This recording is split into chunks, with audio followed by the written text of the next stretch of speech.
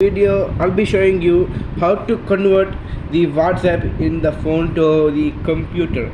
Now first we're not starting with the iPhone right now, but gonna start here on the search. So here since I'm using the mouse, I'll be going here. Now you should click WhatsApp scan QR code. So you'll have to put WhatsApp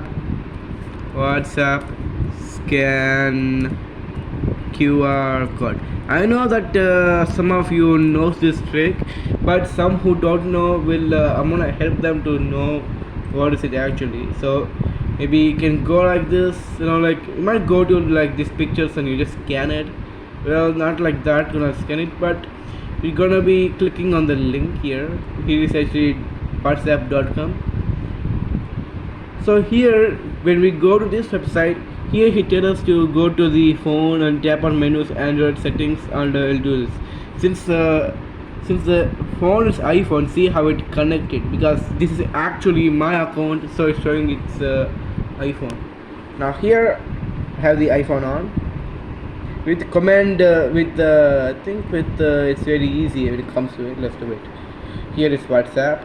Now we'll be following instructions here. So there says tap on menu and tap on go settings. Right now this is the settings we're going. This is the QR code. I think this is the one. Wait, I have to show you because because my hand was hiding it. So you go to the settings and here you see the name. I just put the name like that because people gonna get it funny. Now you do like this, and here it says something else. You just continue. Now you link to now you do this. Now it's now logging in the phone, which means it is actually starting in the computer. Now it start to work. Let's see if it's working. Now it's working, because I see it's working because I see the names of the other people I recognize. So if you find this video interesting, please do like and